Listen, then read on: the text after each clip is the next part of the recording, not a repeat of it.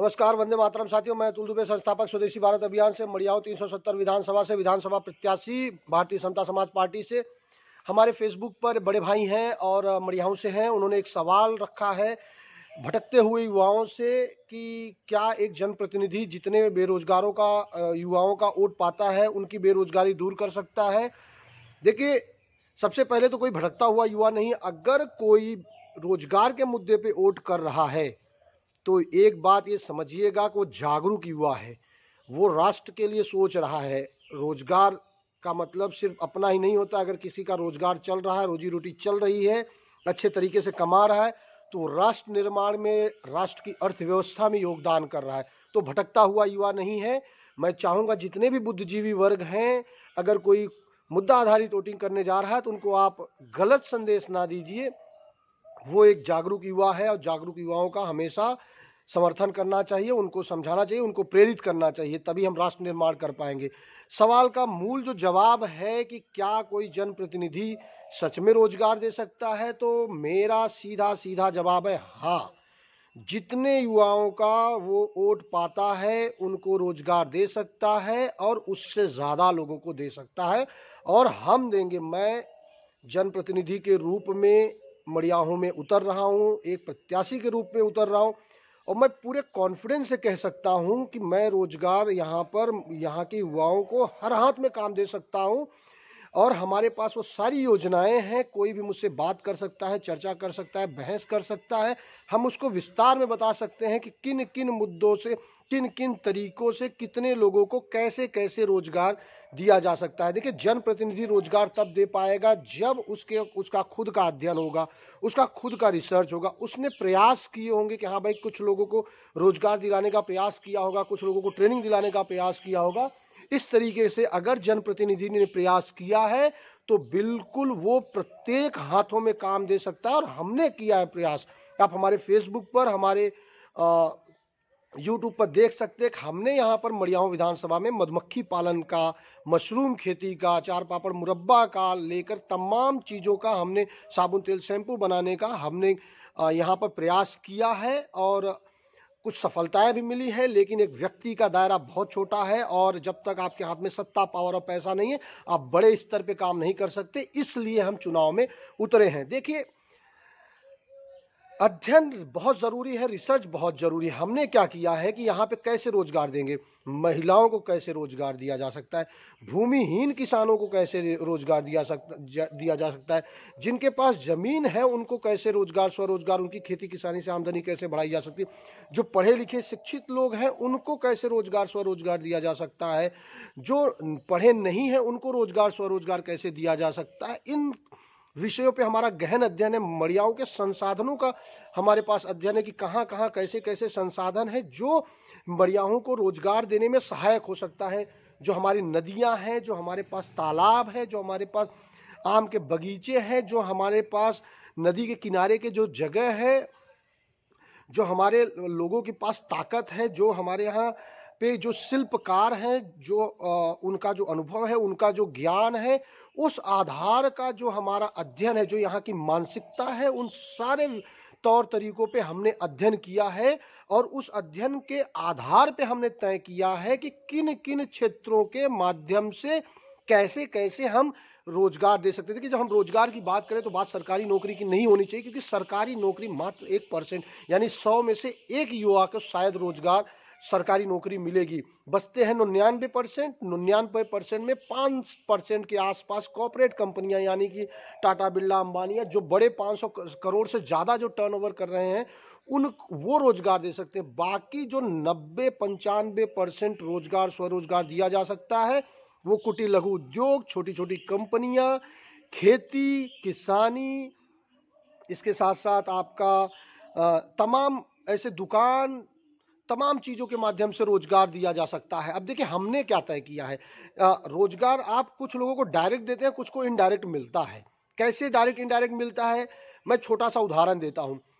देखिए, रोजगार जैसे हमारे पास बायो सीएनजी प्लांट का काम शुरू हो चुका है, पेपर डॉक्यूमेंट बन चुका है। आप स्क्रीन पे देख सकते हैं कि बायो सीएनजी प्लांट लगाने के लिए मड़ियाहू में कंपनी बन चुकी है, और चुनाव के बाद इस पे काम हम लोग शुरू करेंगे। अपनी टीम है पूरी इस पे काम करेगी और बायो सीएनजी प्लांट से विश्वास कीजिएगा कि एक दिन बायो सीएनजी प्लांट 10,000 लोगों को सीधा रोजगार देगा। सीधा 10,000 लोग उससे जुड़ेंगे और जिनकी रोजी रोटी चलेगी। किसानों के से नेपियर घास उगवाया जाएगा। कुछ किसान उसमें कलेक्शन सेंटर में आ सकते हैं, कुछ उसमें मार्केटिंग में आएंगे, कुछ तमाम ऐसे, कुछ उसमें नौकरियां मजदूरी करेंगे। 10,000 लोगों को सिर्फ बायो सीएनजी प्लांट देगा और एक जनप्रतिनिधि 10 से 15,000 परिवारों का वोट पाता है। यानी कि हम प्रत्येक परिवार को सिर्फ और सिर्फ बायो सीएनजी प्लांट से ही रोजगार दे देंगे।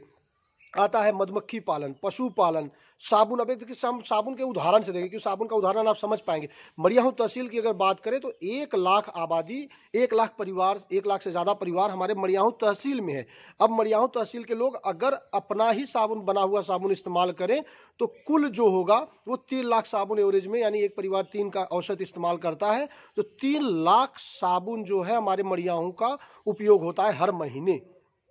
अब हर महीने 3 लाख मतलब कि अगर 20 रुपये वाला हम साबुन एवरेज में बात करें कि 20 रुपये का साबुन इस्तेमाल करें तो उसमें से 10 रुपये जो होता है वो रोजगार, स्वरोजगार के लिए दिया जाता है। अब 10 रुपये यानी कि 3 लाख साबुन का 10 रुपये यानी 30 लाख रुपए होता है। यानी हर महीने 30 लाख रुपए रोजगार के में बट जाएगा। अगर उसको 10,000 से भाग दे दें तो 300 लोगों को रोजगार सिर्फ और सिर्फ साबुन दे सकता है। और 300 के आसपास ग्राम पंचायत हमारे मड़ियाहू तहसील में, चारों ब्लॉक मिलाकर। तो यानी प्रत्येक गांव से एक व्यक्ति सीधा साबुन से रोजगार पा सकता है। तो आप समझिएगा कि ये एक साबुन हम सुबह से लेकर शाम तक कितने वस्तुओं का उपयोग करते हैं, वो सारी चीजें यहाँ बन सकती है। यहाँ पर कपास आए, कपास से चरखा चले, चरखा से धागा बने, धागा से हैंडलूम चले, हैंडलूम से थान बने, थान से कपड़ा बने, चद्दर बने।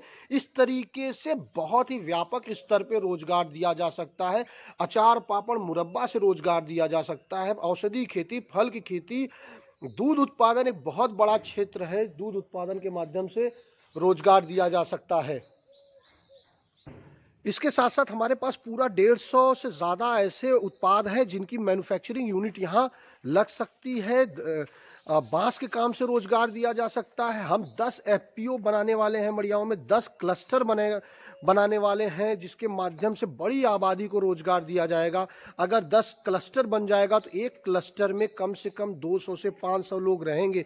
यानी कि 2000 से 5000 लोग क्लस्टर योजना के तहत रोजगार पा सकते हैं। हमने तैयार किया है कौन कौन से उत्पादों का क्लस्टर यहाँ बनाएंगे, कौन कौन से उत्पादों का एफपीओ यहाँ बनाएंगे, महिलाओं को कैसे रोजगार दिया जा सकता है।